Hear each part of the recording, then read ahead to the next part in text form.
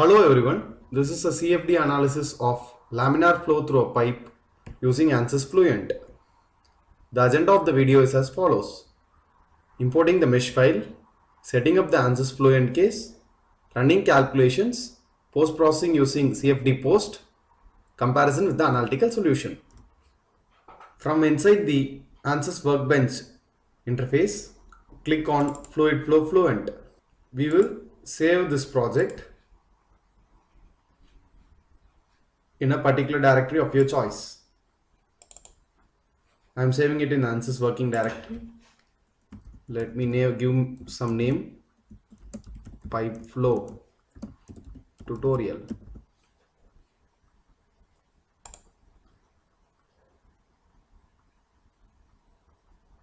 Yeah. Now, in our case, we are not going to either create or import a geometry. We are directly going to import a mesh file. So, right click on the mesh, click import mesh file and give browse. In ANSYS working directory, I have saved the mesh file as pipe 3D mesh. Regarding this meshing, we have already done in the first tutorial. If you just want to get started with this, I suggest to use the mesh file that I'll be pasting in the description. Now the mesh file has been imported. Now we will double click on the setup. Dimension is 3D. We will use serial processing and we will just click OK.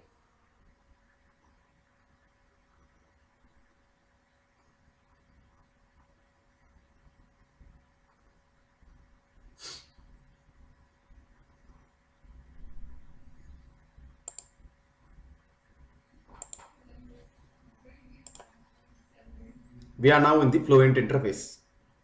Under setup, in general, under solver, it is pressure based, velocity formulation is absolute. We are running a steady state simulation on not transient, so we will click steady, and gravity is not going to affect our simulation in any way, so gravity is left unchecked. Now click on models. We will be using the laminar flow, so we will click viscous laminar, click OK. Now materials, that is material specifies whether what type of fluid we are going to use.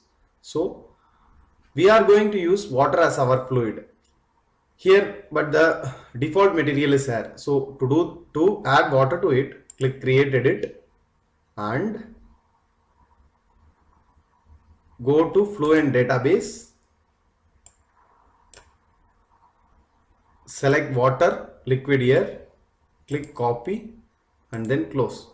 Now click change create over here, close. Water liquid has been added here, but the thing is under fluid now we have water liquid as well as air. To remove air, just click on the cell zone condition, click the plus symbol of cell zone condition, click V fluid. V fluid is the internal volume of the fluid.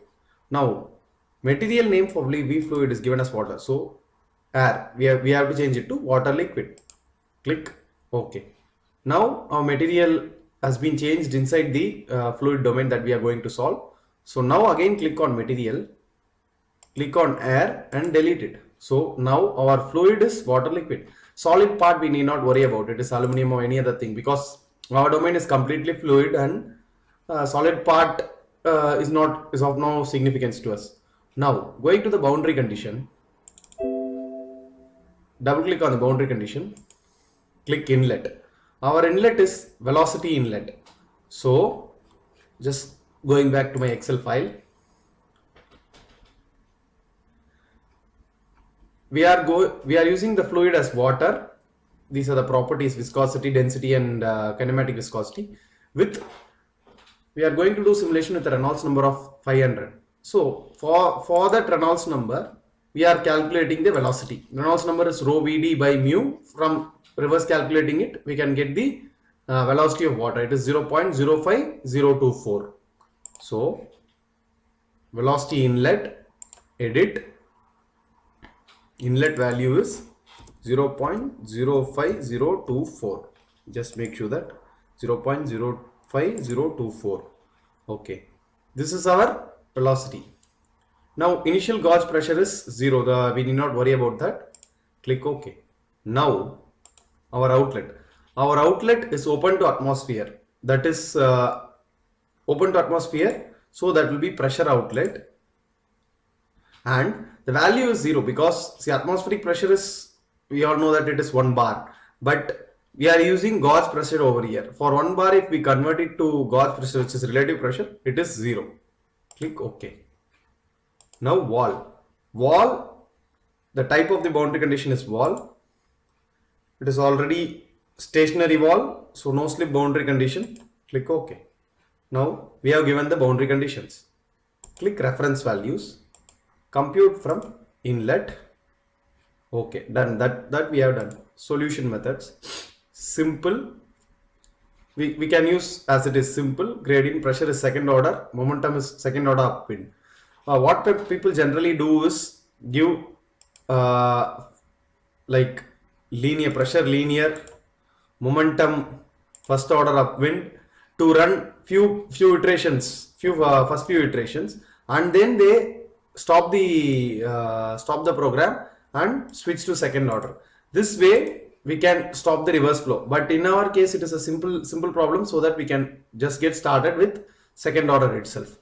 Okay, solution controls. These are the under relaxation factors. Monitors. Now we will click edit over here. For residuals, we will click edit. The criterion for convergence given here is like very least. So even if the solution is converged, we don't know whether it is the correct solution. So what we are going to do is we are going to increase the convergence criterion. For continuity, I suggest we go above 10 to the power minus 4. For velocity, we can go to 10 to the power minus 6.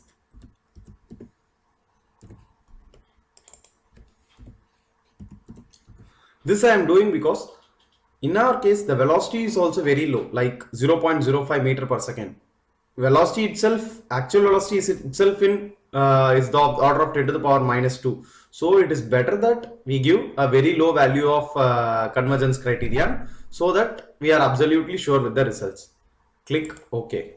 Now solution initialization. I would suggest you to go for hybrid initialization. Click initialize. It will take some time to initialize. Okay. Now click calculation activities, run calculation. I'll be giving 1000 iterations. 1000 iteration is more than sufficient, and I'll click calculate.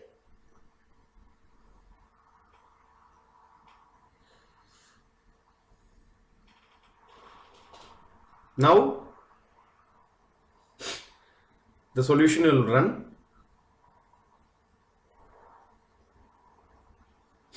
And after some 600-700 iterations, the solution will get converged.